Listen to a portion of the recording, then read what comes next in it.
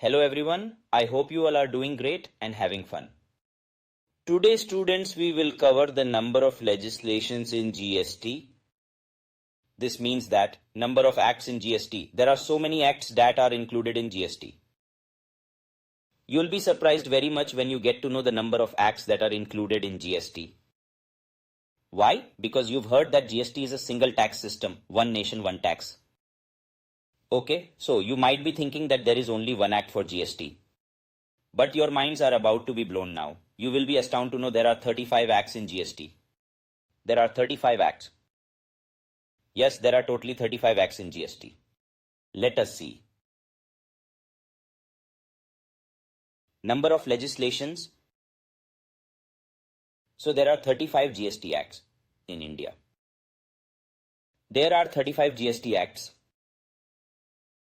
The first one is the Central Goods and Services Tax Act 2017. There is an act called CGST Act, we can call it CGST in short, which stands for Central Goods and Services Tax Act. Therefore, we call it CGST Act in short. This is one of the act. Right? Then each state has its own GST Act. Each state has its own GST Act. Tell me, how many states are there? Pay attention, don't make a mistake. When we talk in terms of GST, what do you mean by state? The 28 states are states for sure. And the 3 union territories that have legislation. So, what are they? They are also a state for the purpose of GST. In GST, how are union territories considered? They are considered as states. So, 28 plus 3 equals to 31 states. So, all states have their own GST Act. So, there are 31 SGST Acts. Alright. So there are actually 31 SGST Acts. It isn't called SGST Act. If it's from UP, it will be UTGST Act. If from Bihar, it will be Bihar GST Act. If it's from Maharashtra, then Maharashtra GST Act. Right? So we have one CGST Act. And 28 plus 3 equals to 31. So there are 31 SGST Acts.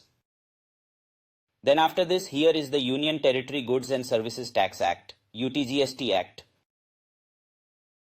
This UTGST Act is for the 5 union territories that do not have their own legislation.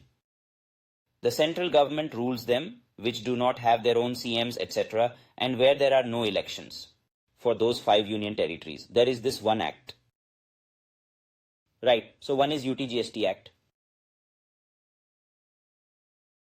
Now there is one act which is called as the Integrated GST Act, IGST Act.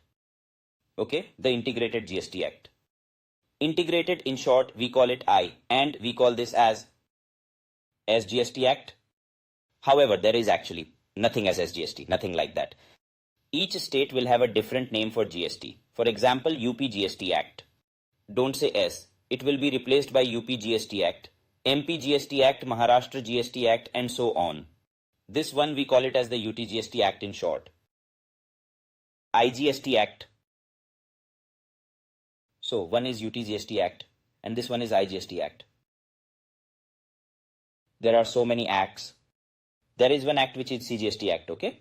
We will discuss what these acts contain. For now, just keep remembering these acts with me. Please don't worry, don't be tensed that you don't know anything about the IGST Act. How will you know? Right now, we are just learning the names of the acts. Right? How will we know why it is and what it is and the reasons behind? So there is one CGST Act.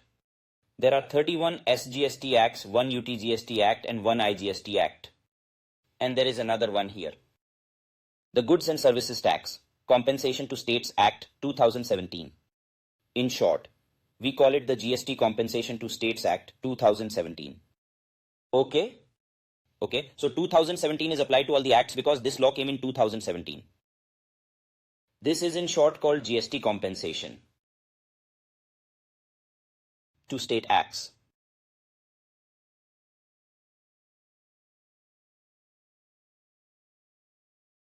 GST compensation to state act. Okay, so this is also one act. So in total, how many acts are there? Just check. So this is the total. 31 plus 4 is equal to 35 acts. Look at this. Now, under all these acts, taxes are levied. Like tax levied under the CGST Act is called CGST. The tax levied under the SGST Act is called SGST. Yes, however, it is not technically SGST, we call it as SGST. But what happens is that if it is in UP, it will be called UPGST. If it's levied in Bihar, it will be called Bihar GST, right?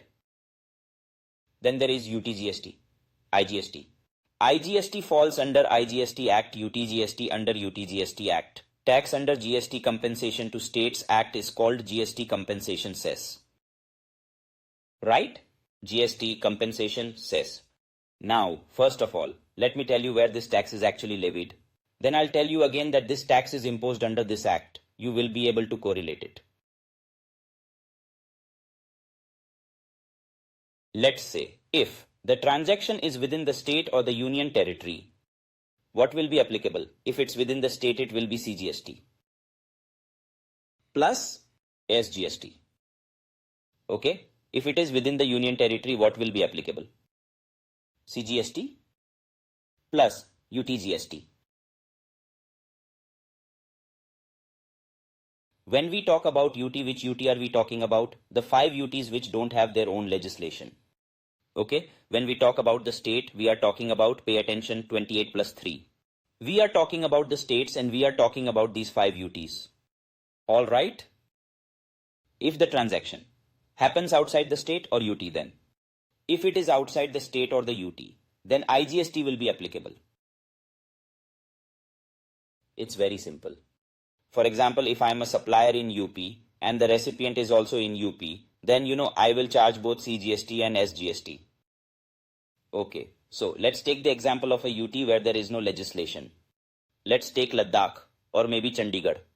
So if there is a transaction within Chandigarh, what will be charged? If both supplier and recipient are from Chandigarh, what will be charged? CGST and UTGST. All right. As I was previously saying here, where is the supplier from? And where is the recipient from? Okay. Tax will be, the supplier is from UP and recipient is also from UP, so CGST will be levied. Plus, if SGST is applied, what will that be named? In UP it is UP, so then it becomes UPGST. Okay. For example, let's say, if supply is from UP and recipient is in Bihar, then what applies? As it's interstate, IGST applies. Okay. Now let's take another example. If the supplier is from Bihar and recipient is also from Bihar, what will be charged? CGST will be charged. SGST applies within the state. When applied instead of SGST, what will be the name of GST in Bihar? It will be Bihar GST. Okay, Chandigarh to Chandigarh.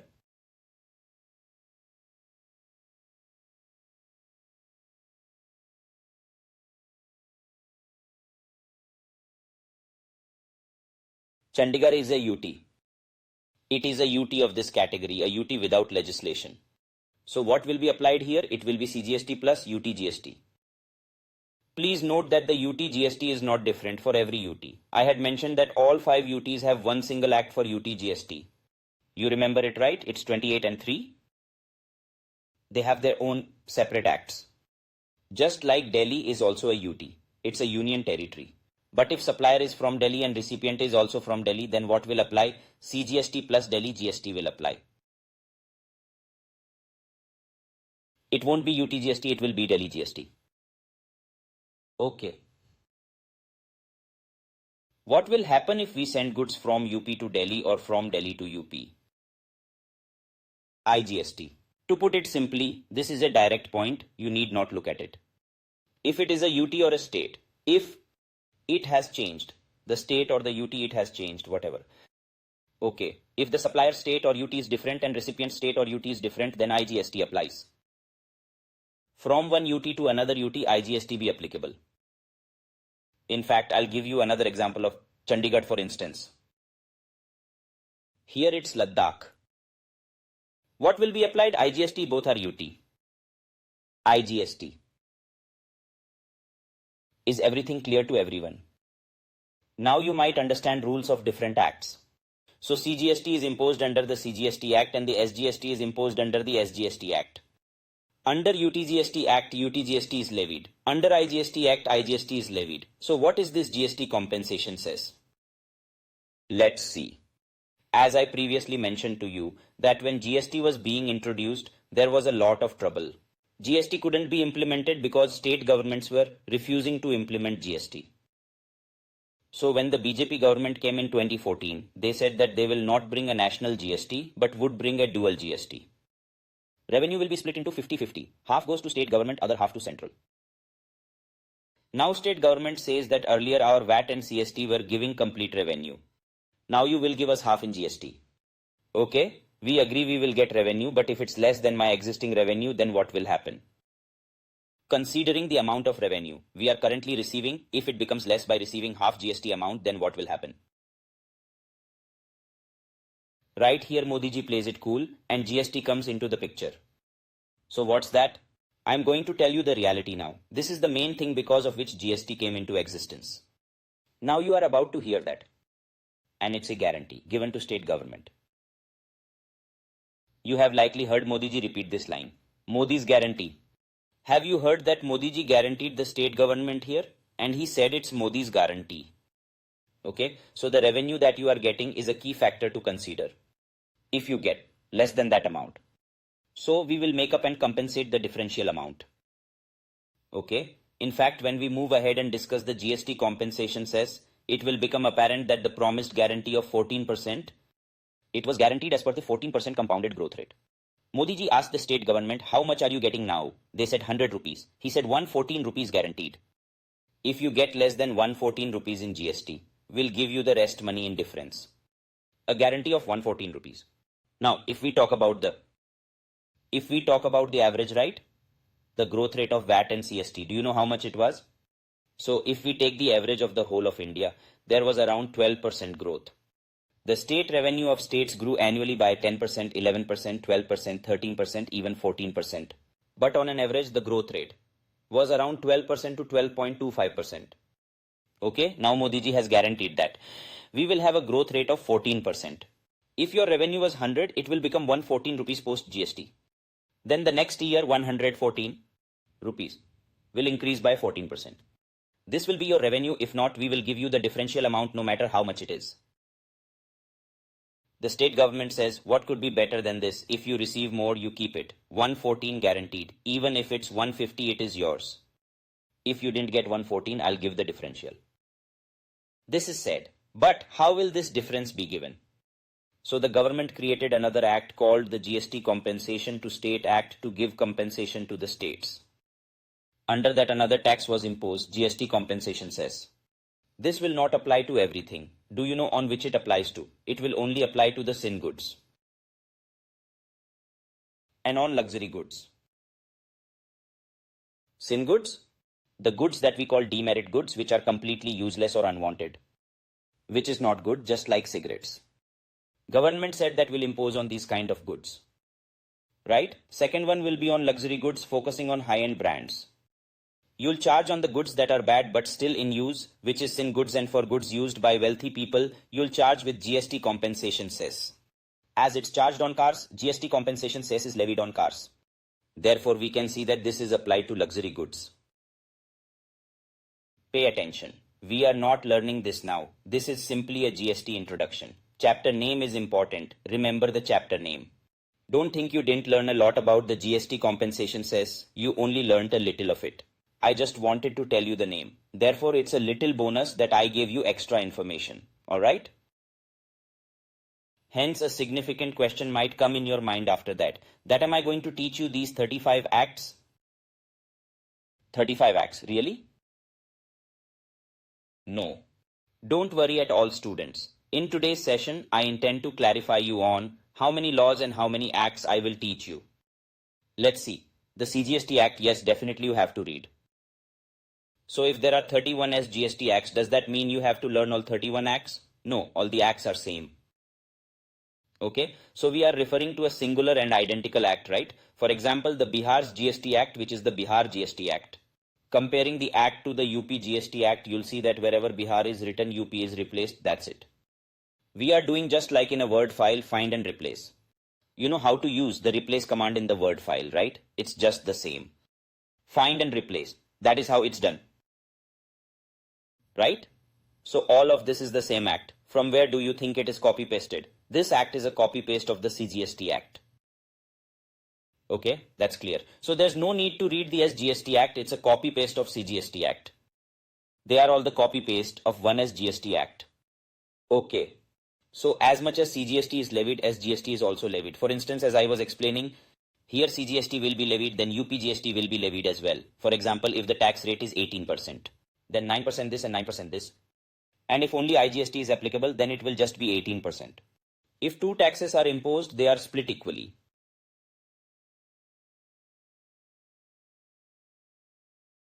As we move on, I'll also tell you about the revenue sharing. We will learn all of this now.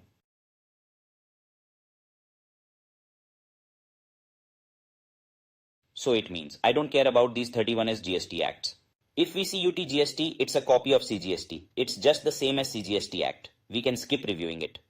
IGST Act, yes, you should learn this. Okay, and there is a slight difference in this. See, if it is within the state, then CGST Act and SGST are levied together, right? CGST and SGST are together. If it's a union territory, SGST will be replaced by UTGST. Right? We understand this. It's just that when it's interstate, then there is IGST. So, it's just that.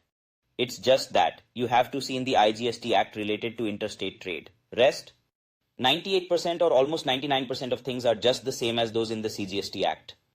But some things will be different for maybe like when we are actually doing the interstate transactions, right? So it's just study that little amount of difference. Next, we have the GST Compensation to State Act. This is a 2 pages long act. I will teach you content that's equal to 2 pages. So this point is also completed. That's all. So in short, you need to learn the CGST Act. So this is your course. This is what you have to study. There are 35 acts in number. It's actually CGST Act. Okay. You might be wondering. Of course, this detail is unnecessary, but it might still cross your mind. I don't want any unanswered questions to be in your mind if you're taking class from me. The question is, why is the government deriving so much satisfaction with so many acts and laws when at the end it's just only one thing? Let me be honest with you, if I were to reveal the truth of the matter, you probably wouldn't believe it. It's too embarrassing. But when you would like to convince someone of something, some matter maybe, right? It will be fabricated like, see, everything is happening in your favor.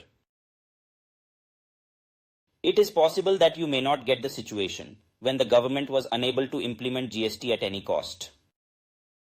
You know, I told you about the origin of GST. You know, this was the effort for so long. Okay? You just understand it like this. When Modi ji came, central government accepted every single thing that was said by the state government when Modi ji came. Okay? State government is acting like a stubborn child and Modi ji is acting like a father. The father is accepting whatever the child says. Okay? So it is like as if Modi ji is saying, son, you have to pass in the examination this time. Child asks, will you buy me a car if I pass? Modi ji says yes. Then child says, I also want a new bike to ride. Modi ji says, okay, agreed. It was happening like this. Child says he'll take drugs. Modi ji says, yes, I'll give that too. This was the condition. The reason why I'm trying to explain you all this is somehow this law was to be brought. Right? I can't tell you everything right now. There will be many things coming up. Next class covers a few more points. So it might seem a bit strange. I'll say we had to accept and implement GST. Okay? Right? So it had to be introduced in some way or other. So that is why this was done. Government made the assertion that if we don't allow states to make their own laws, the states would feel that they lack autonomy and any kind of legitimate governing power. Okay? So somehow they convinced everything is just copied and pasted. But they just gave it away. They just left it all. Alright? In fact, I will also tell you that there were some things that the state government was objecting to. State government said it is okay if the revenue is parted, but we won't give some things. For example, one thing is that which allows the state where the goods are sold to generate a lot of revenue, which is alcohol. Are you aware of the fact that the state government collects revenue from alcohol? That's why some states have liquor banned and some have it open. Why? As the state government has power, central government cannot intervene. State government controls if liquor will be sold in state or not. Modi ji can't do anything. That's why it is sold in some states and not in others. And many states, you can understand, they are run entirely on liquor revenue, which means the tax that comes from alcohol is 25 to 30% of the total tax collection. Let's talk about Goa. Goa receives a lot of tax from alcohol, which is around 25 to 30% of the total tax. Can the government close it? Will the state ban liquor? It will be shut down. It will face loss. Just leave it, try to understand what I'm saying. Some state governments said, no, we won't handle liquor to you, we'll keep it under our control, we'll run it as we want. The government said, okay, excluding alcohol under GST. I will tell you many more things, like how they brought GST in effect after convincing those points. Right? Hence, the government also empowered state government to make SGST Act so that everyone has power. However, there is no change or innovation here. You see, government also appealed to state government and said, tell me, why are we implementing GST? Okay, see, it happens, right? The first child was promised to be given. Then when the child passed the exam, right, then he said, Dad, I need car. Father said, son, where will you park? Look, there's no space here for parking. Son, if you need to park the car, there is a garage 2 kilometers away. You can park there. But the location which you travel to, where you have to go on a daily basis from home, it's only 1 kilometer away. So you will take a car from 2 kilometers away, then you'll go 1 kilometer away. What is the use of it, son? Okay, just do one thing. Don't think of car, leave it for now. Okay. Now we will build a parking space in our home. Then you can surely buy the car. The son agreed and said, yeah, okay, Dad. This is what happened. Right? Meaning that first the state governments were told to make their own laws. Okay, copy and paste it. You have the power, you can do whatever you want, this is your law. But then Modi ji joined hands and said, the state government has made its own law, but what will happen if they slightly make changes in it? Just understand it properly. If you think it's okay, then go ahead, but just think what will happen with this. Each of the different states in our country had its own unique set of laws. Hence, each state in our country had its own separate market from others. Some state governments did not tax certain items while other state governments were taking a 20% tax on it. So let's say any person from state X is buying from state Y. For example, I want to explain to you just that a transaction happens, right? Such as, let's assume, in the state UP, there's this particular product which is product A, which a dealer is selling it for 100 rupees. Okay? And the GST applicable on this in Uttar Pradesh, it is 15%. The VAT is 15%. Consider VAT is 15%, so he is selling it for 115 rupees after adding 15 rupees. The dealer is selling the same product A in Bihar. The dealer there is selling for 110 rupees. And there is no VAT on that product, it is nil. It is not there because one thing is that each state had its own VAT rate, right? He is selling for 110 rupees. Now tell me one thing. One dealer from MP needs to buy these goods. From where will he buy them? From UP or Bihar? He will buy from Bihar because it is cheaper. However, you know who is the large scale manufacturer here? This is the big mighty manufacturer. He is able to sell his goods for 100 rupees. He is more efficient because his production cost is low. But even then he is forced to not sell his products outside UP. MP is not buying from him. That's why we used to say before GST was introduced, in our country wasn't even a national market. Each state was a separate market in itself. People from that state will buy and the outsider won't buy. Each state was functioning as a separate market. Everyone in country said that we will become a global market. Forget global first, we had to become national market as no one outside that state was buying from us.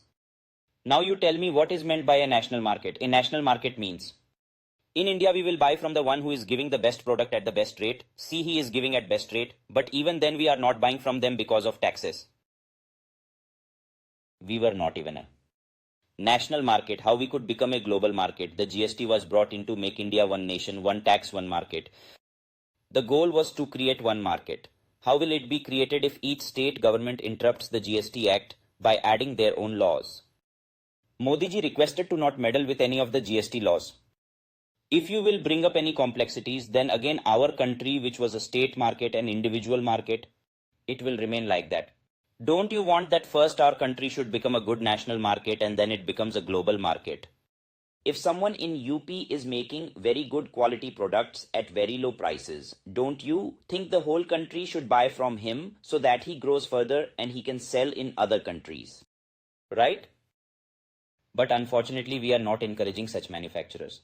So, we are stuck, clear. So understood this much? Now let me tell you, it has been so many years since GST came into effect. None of the state governments have changed anything. Okay?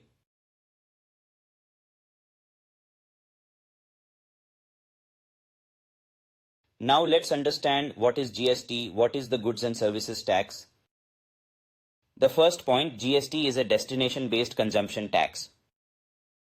I will repeat, GST is destination-based consumption tax. Listen carefully to the keywords destination-based consumption tax. Consumption taxes are all indirect taxes. I had told you. When we were discussing indirect taxes in the first class, not GST, I was then introducing indirect tax to you. I explained that the burden of indirect taxes falls on the consumer. It is always a consumption tax because the consumer pays it. Right? And who pays to the government? The tax is paid through the trader. Remember, I had told you this way, that under direct tax, the burden falls on us and we pay to the government. Indirect tax is the one that the burden is on the consumer and supplier pays the tax to the government. That means consumers. One who consumes goods and services, he pays tax to the supplier from whom he purchased the goods and services, and the supplier further pays the tax to the government. We discussed about it, right? So all consumption-based taxes are indirect taxes, and so is GST, which is a good thing, but don't focus on that. Where should we focus? On the fact that it is a destination-based consumption tax. You will notice that I keep on mentioning VAT here, because then you won't understand. I have explained all of this now, but do you think you would have understood the concept of GST if I hadn't explained this VAT? No, you could not. Okay, now. Destination-based consumption tax focus on the word destination. When VAT was previously there, and CST was applicable earlier than what used to happen.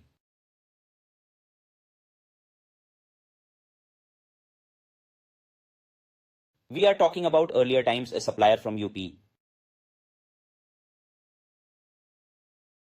and recipient also from UP. So which tax will be applied? And who will get the revenue?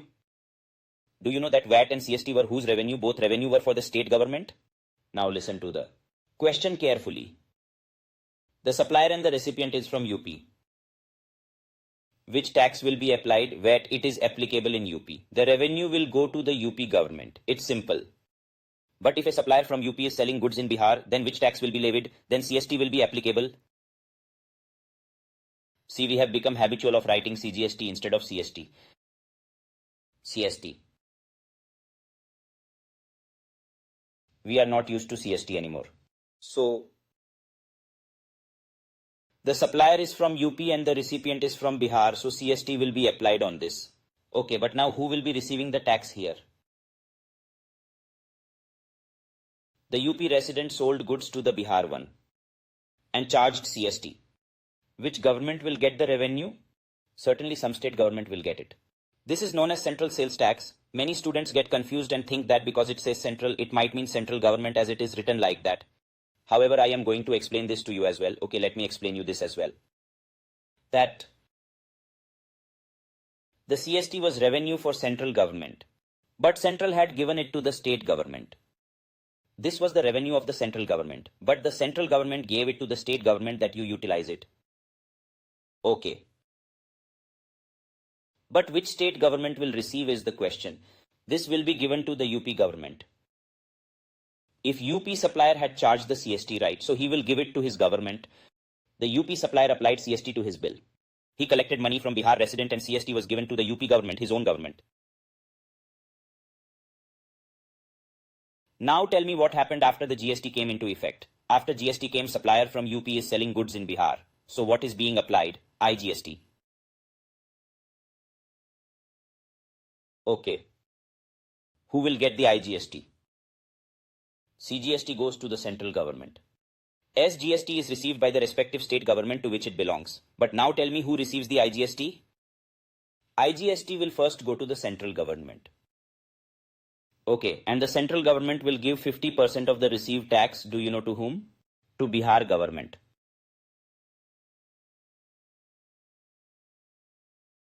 It will be received by state where goods are being consumed, where the goods are being delivered, the state that is the recipient. Okay, tax will not be given to state from where goods are being supplied. First, the central government is keeping the collected IGST completely. Half of the GST is kept by the central government and the other half is given to the state government where the goods are being consumed. It means to state government from where the consumer belongs, not the state of the supplier. Not the supplier. That is why we call it destination-based consumption tax. State that is the destination of consumption. Tax is given to that government. In simple words, it means from where the recipient is. Bihar government will benefit if goods are sold from UP to Bihar. Earlier, it did not happen like that. In earlier law, when goods were supplied from UP to Bihar, the UP government benefited in terms of tax. This was also a big problem at that time. Now, do you know that some states are developed states? They are manufacturing states and they sell more goods. And some states consume more goods. So they buy from other states. Do you know which states are the developed ones in our country? Can you name the manufacturing states, the developed ones? First is Gujarat, Maharashtra, Tamil Nadu, Kerala. These four mentioned states are those states whose manufacturing is more, they supply more goods outside to the other states and consume less goods. In these states, more goods are being produced and consumption is less. And there would be some states where consumption is more but production of goods is less, right? So these states protested. They claimed it unfair. They said it was injustice. They said we build so much infrastructure for people to come and do business. Then these people set up big factories. The Gujarat government and Maharashtra government's chief ministers said that we work so much in our states, we take so many steps for its development. We provide all this infrastructure like roads. Only then large companies set up factories, they manufacture goods and sell them outside.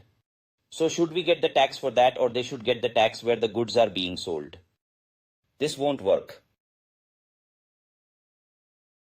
Now some state government are happy as they will get revenue free of cost. One of these states was Goa and Bihar.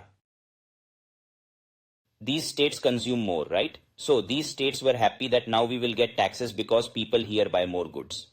The goods going out from these states are less compared to the goods coming in. They thought that they will get more tax, so they were happy. But the government convinced them and explained others. And asked, which government should get tax? Whose citizens are paying that tax? That government should get tax. If goods are going from UP to Bihar, then tell me who paid the tax? If goods are transported from UP to Bihar, then the person buying the goods in Bihar paid tax. If Bihar resident paid tax, so then which government should receive the tax? Bihar government only. The state whose citizens are actually paying taxes. Right. That state government should get the tax. The consumer who is consuming will pay taxes and its government collects that tax. Therefore, GST was made to be a destination-based consumption tax. Clear. GST is based on the principle of value-added tax. It is based on the principle of value-added tax. You will say value-added tax, VAT. Yes, the principle is the same value-added tax. I will explain its meaning now. Look.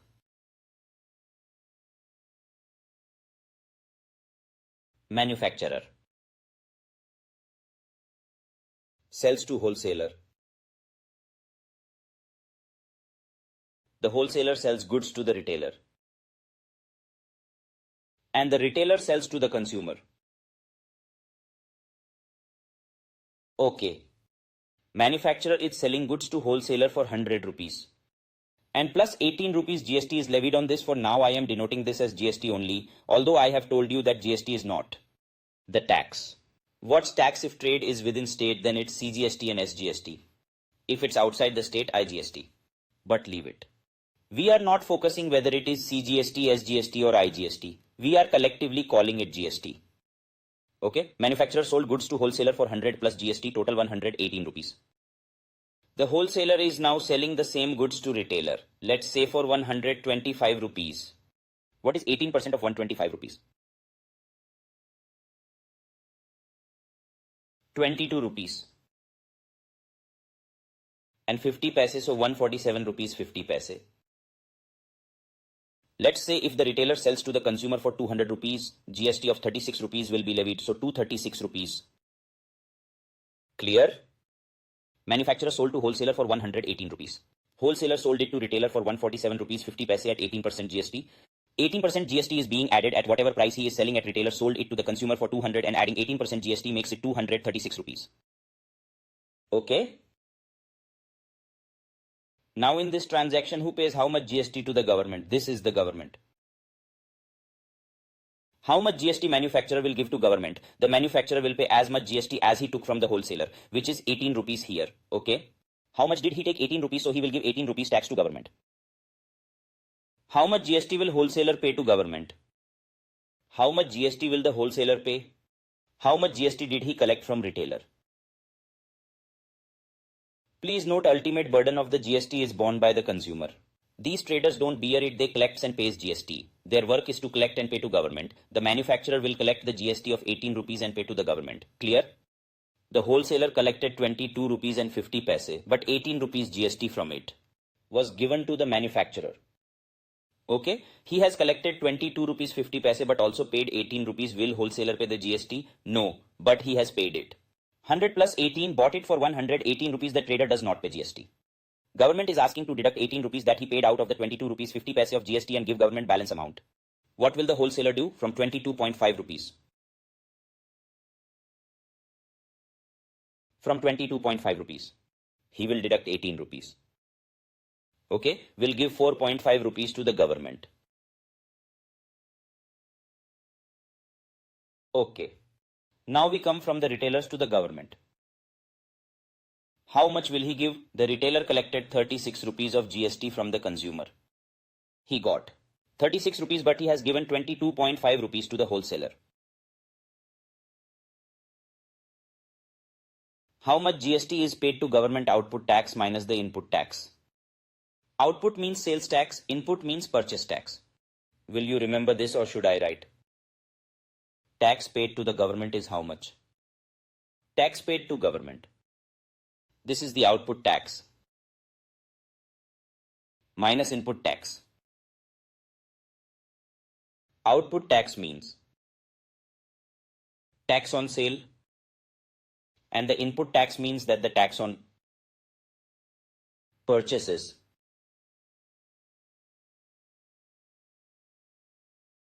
Okay, do 36 minus 22.5 rupees. How much is it? 13.5 rupees. The government received 18 rupees, 4.5 rupees and 13.5 rupees. How much it becomes on adding 18 plus 4.5 plus 13.5? Government got 36 rupees. Okay. Now I will explain you later the line that I have just read. I just taught this to you. Principle of value added tax. I will explain it, but first I'll teach you something I discussed before. That GST is a law, where the ultimate burden of tax will fall on consumer, but tax reaches the government through the trader. Indirect taxes reach the government through businessmen, but ultimately the burden falls on the consumer. Tell me, how much tax has the consumer paid? 36 rupees. The government received 36 rupees. Three traders together gave it to government. 18 rupees from manufacturer, 4.5 rupees from wholesaler, and retailer paid 13.5 rupees. Government got 36 rupees. Tax paid by consumer is 36 rupees. You must be thinking what we used to discuss in the lectures till now. Today it has been proven numerically. This is how it happens. The government will receive the amount of GST which has been paid by the last consumer, clear? But it has not got from consumers, rather from traders. From the points those goods originated. For example, if you bought a jeans from a showroom. The government has received the same amount of GST that you paid for jeans, but you didn't give it directly.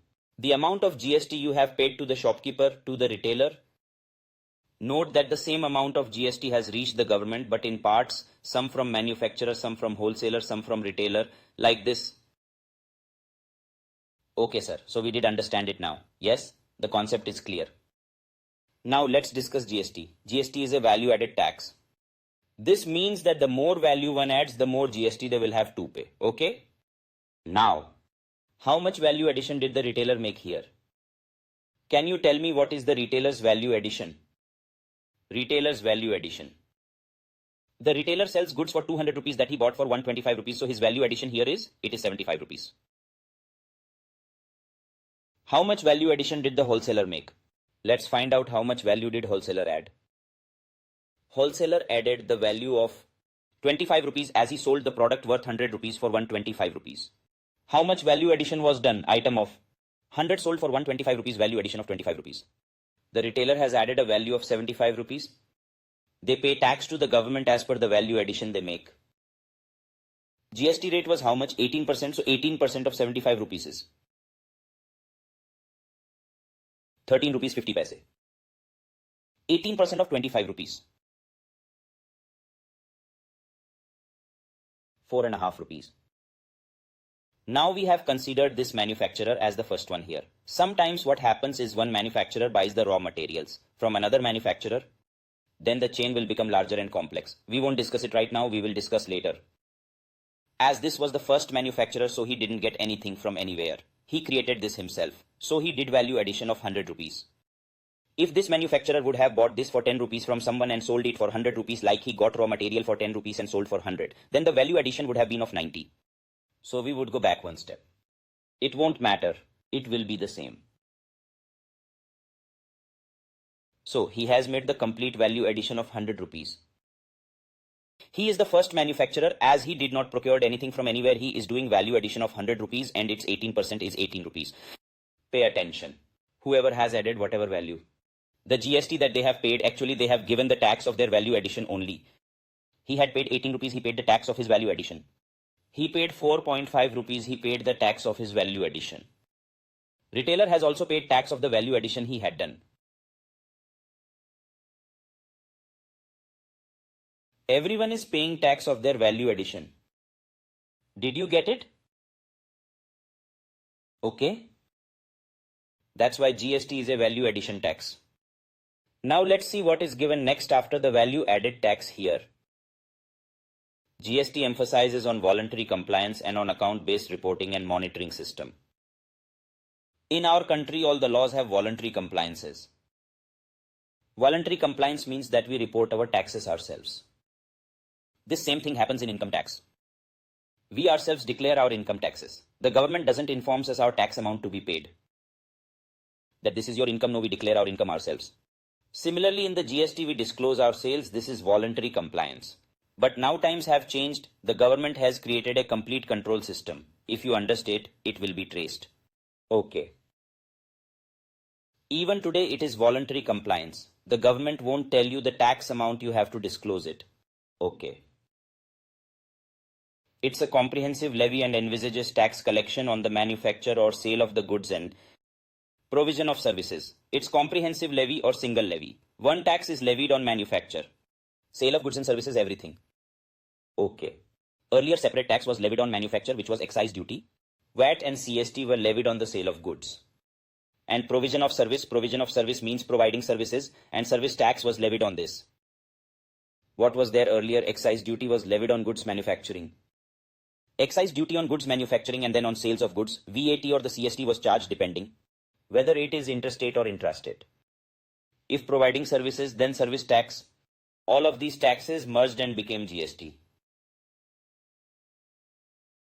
GST offers a comprehensive and continuous chain of tax credit from the producer's point, service provider's point to retailer's point level, consumer level thereby, taxing only the value added at each stage of the supply chain.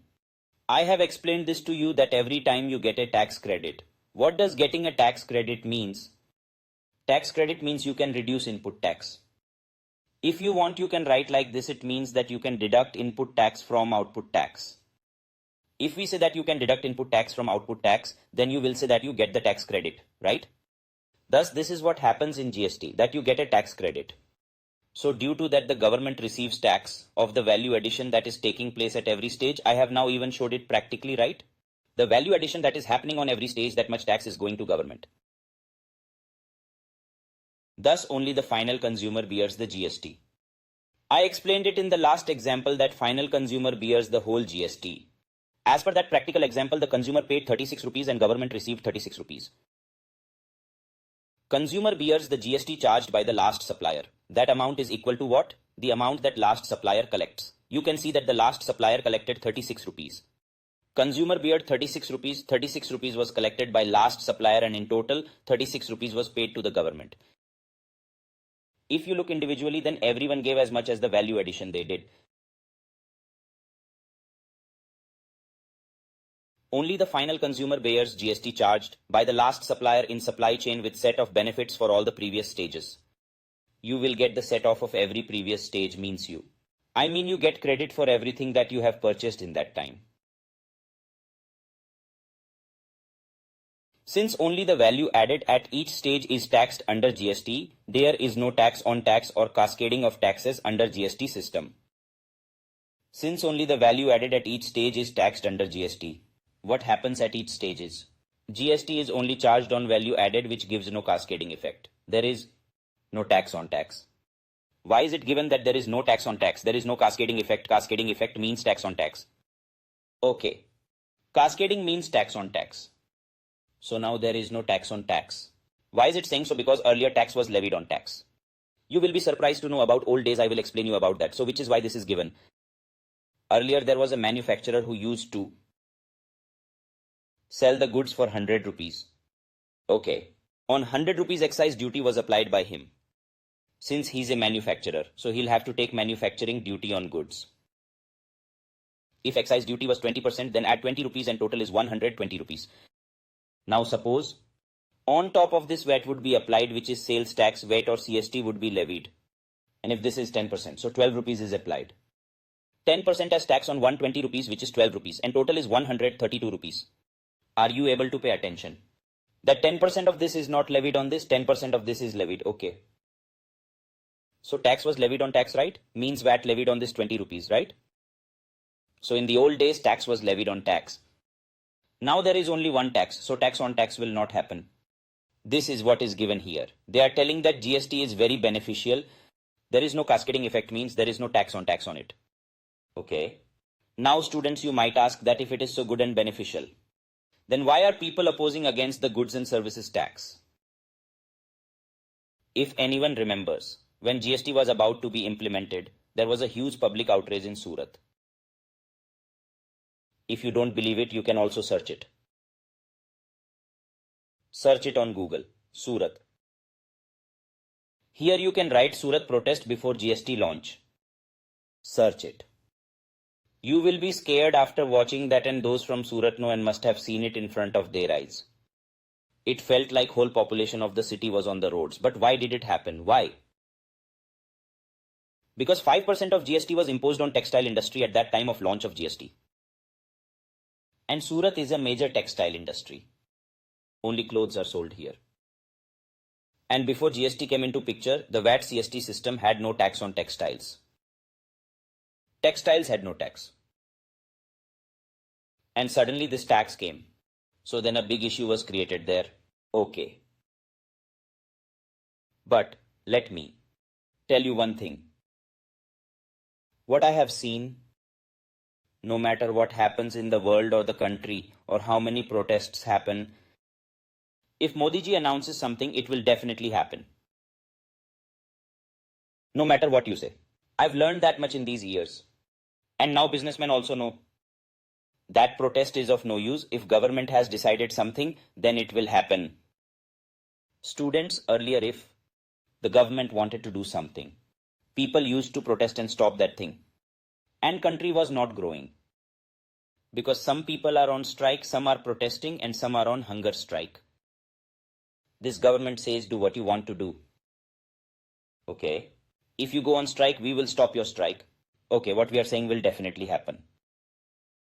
Got it? But my intention is not to tell you that government is forcing this on us.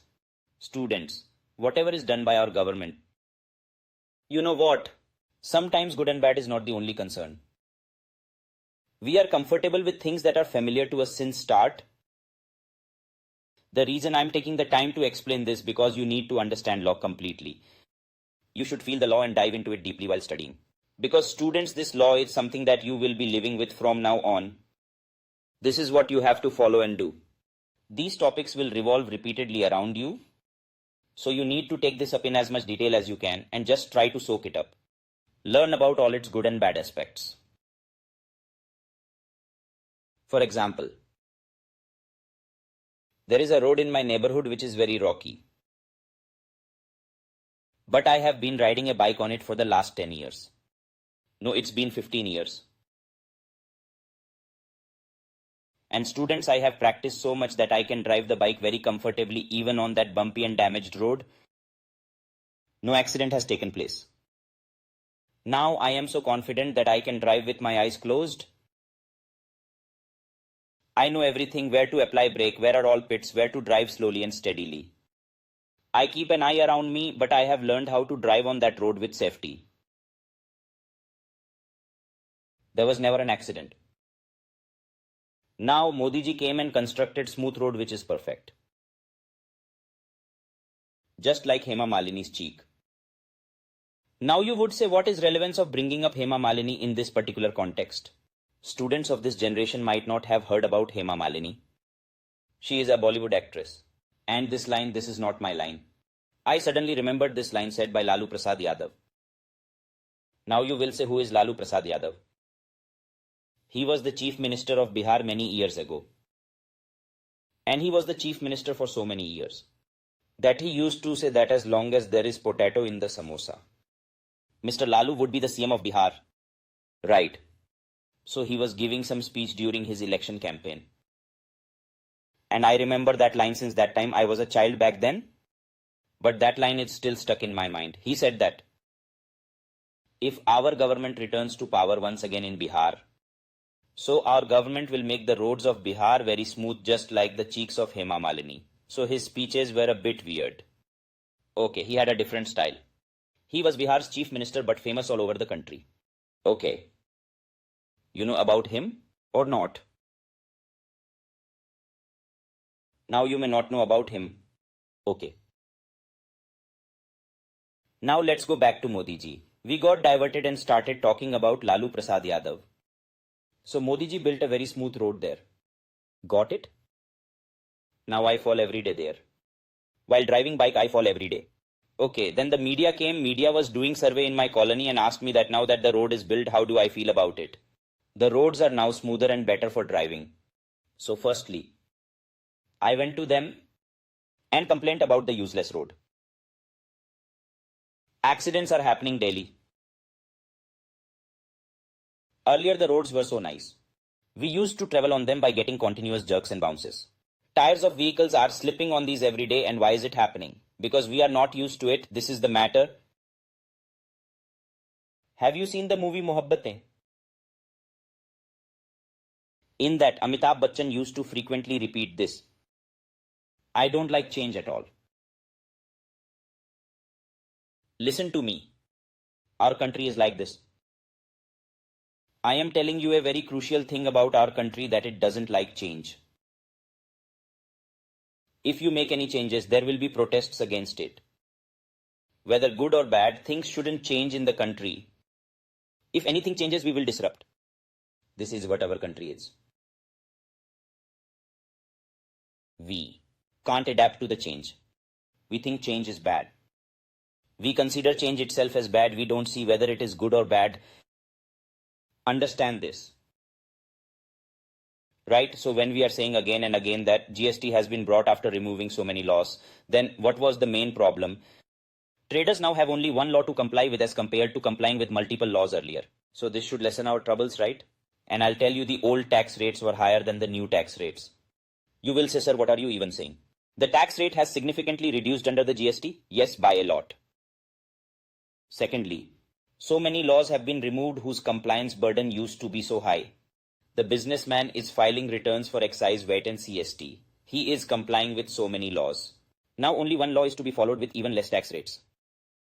So what's the problem? People do not like change.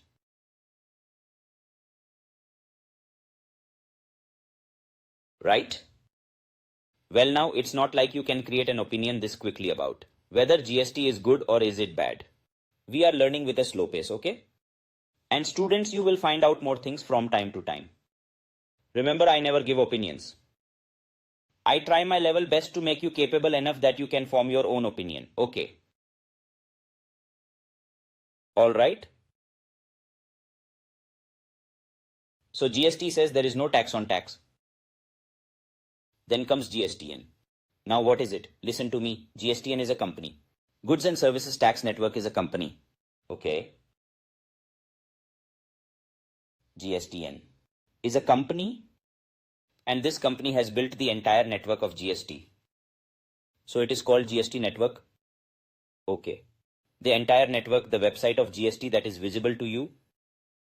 The entire system, including registration procedure, return filing procedure, and other procedures, everything developed by GSTN. Got it?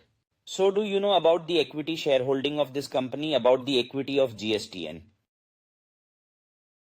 So the central government holds, okay, 24.5%. Okay, then the cumulative total of all state governments is 24.5%.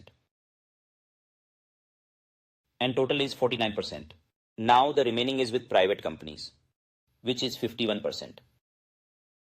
If you want to know about the bifurcation in the private companies, I can also tell you that in this. So here HDFC has HDFC Bank, students, HDFC is one company and HDFC Bank is another company. But now both of these have merged together as one. Okay, students. So earlier the equity that they had, it was separate. Then finally they both merged together. Students, then comes the ICICI Bank. Okay. The ICICI Bank. Okay. Students, then after this we have NSC, which is Strategic Investment Company.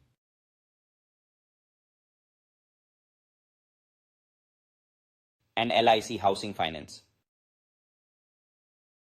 Together they have 51%. This had 11%, but at that time they took 10% each. These companies when merged, so it has now 20% with it. Okay, this is GSTN, which created entire GST network. So the front end website that you see, the front end that is visible to user and everyone, is all created by the GSTN. But they have also made backend systems for state governments. As far as I know, almost 20 state governments and 5 union territories have got their backend systems created by them. You can understand it in a way that the GSTN has created the whole complete GST network. Okay. There was a problem at start. I will tell you about that. So some large companies refused, saying they would not upload their GST return data to GSTN because of the involvement of private companies as they hold shares. They will have access to data, like Reliance company refused, saying that they will not file their details. They said no to entering anything on GST network because through this our sales and purchases will be known to whom? To the private players. The government then said that we will have control over this and no data will be used by others. Okay. These big companies were convinced by telling them that data will be encrypted and only government will have control on it. So then the companies then finally agreed to file their returns, otherwise some big companies had protested against it. Has been set up to provide a shared IT infrastructure and services to central government and state government taxpayers and other stakeholders. The IT infrastructure required for implementation of GST for central government and state government, taxpayers and other stakeholders is built by the GSTN. So let me tell you some functions of GSTN. Facilitating registration. You can do registration from the GST portal, for which the complete structure is made. The return we prepare to send to the central government and state governments, like GST that was collected on our total sales. So GST return that we make, this entire system is made by GSTN. Computation and settlement of IGST. Okay.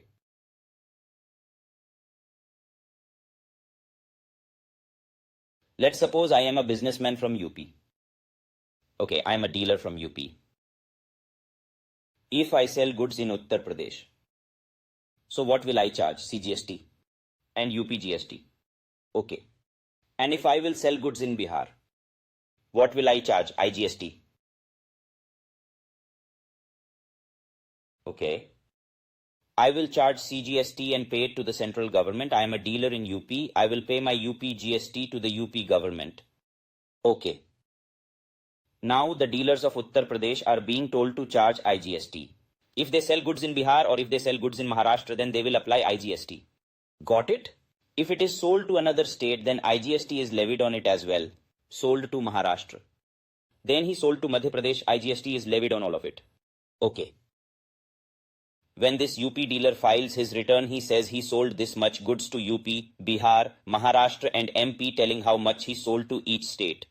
Its CGST, UPGST is paid and then he paid their combined IGST. So now all this money first goes to the central government. Now central government will divide this amount in two equal parts among whom? To the relevant state government where goods are being consumed. I had explained it is destination based consumption tax. Listen to me, if a dealer in Uttar Pradesh has given IGST on a sale to Bihar, students, that IGST will be divided into two parts. This IGST will have two parts. Half for central government and the rest half will be given to Bihar government. Please listen to me, students, when we pay the IGST. So there is computation required. Okay, so what computation is that from my IGST? For IGST of every sale, for example, from my Bihar IGST, half of that will go to central government and other half to Bihar government. The IGST that we have paid being dealers in UP. The IGST that we have deposited on sale, which we did in state of Maharashtra. So half of that IGST will be paid to central government and half of it to Maharashtra government. These calculations have to be made. Okay, students, then there are many dealers like me. Their calculations have to be made. That how much amount will be paid to Bihar or UP, so every IGST has to be broken down. So this whole piece is automated. Who is doing this? It's the GSTN. It is explaining how IGST computations are decided, how everyone's portion is calculated. Okay, students? Matching of tax payment details with banking network. For example, there is an online payment gateway installed, right? So the confirmation from the payment gateway goes to the GST automatically that the payment is done. Then we proceed with payment of tax, okay? It means integration of online tax payment network with banking network for online payments. So they have created it. Providing various MIS reports to central government and state government based on taxpayer return information. Preparing MIS, that is Management Information System report, it means whatever kind of reports central government and state government needs. For example, the central government says that do one thing, we need to know the sector-wise GST collection, like tax from automobiles. How much is coming from education? And how much is coming from pharmaceutical companies and pharmaceutical sector? The need separately. It helps to know the collection coming from each and every industry so that decision of planning can be easier. Whatever type of report you need, there are lakhs of varieties of these reports, which the government analyzes. All of these is made by GSTN. Now comes providing analysis of taxpayer profile. This has not happened yet. But there is a provision in GST that all GST dealers, once they are registered under GST, then their profile will be graded. A grading system will be there. Some sort of grades will be given. All businessmen will be given a grade under GST, A plus or A or B plus based on their grading system. The grading system is not yet implemented, so I can't tell you how or what the grades will be. However, there is a provision to create a grading system. Got it? So what will happen due to this? And how will this be made? How do you comply with GST? Do you file timely returns? Do you make regular tax payments? Based on that, they will give you grades. Okay. Okay. So then anyone will be able to check your grades online on the GST portal. Clear? And let's say I want to buy goods from you. I will check if you are a legitimate businessman, if you are paying your GST returns on time, and if you are filing returns on time. Because it is possible you are evading taxes. Then you are a fraud businessman. We would not want to do any transactions with you. So we will go to the GST portal and we will enter your GST number and then check, right? And we will check your grading by entering your GST number. Okay? Now students, you may be wondering how to find the GST number because you are new to this whole system. Under the GST law it is. Written that the GST number have to be there outside the premises of the organization or company. Put a board of GST number. If you come to study at home, you will see GST number written outside. If you go to hotel, restaurant or any place, GST number is written outside. You have to just look carefully and it will be there. Otherwise, if you go inside, there will be a cash counter or the cashier will be sitting there to take money. There you will find GST number. The GST law states that nobody can hide their GST number. It should be known to everyone. Okay, so my GST number must be visible to anyone who is simply passing by. Okay, and this is in the law. If you don't do this, then there is a strict penalty. Everyone displays their GST number. Okay, let's move on. So any businessman who wants to deal with me will see my GST grade using the website. Is that clear to you all? Okay, so he'll look at the grade and decide whether or not he wants to work with me. Why did government do this? The government said if you don't pay GST on time, then your business will be ruined. Okay? This means the government will ruin your grading if you don't pay timely GST or file returns on time. So government will ruin your grades, and if grades are ruined, then anyone who sees that will say the grade is very bad. No one will buy goods from you and business will be ruined. This is our government.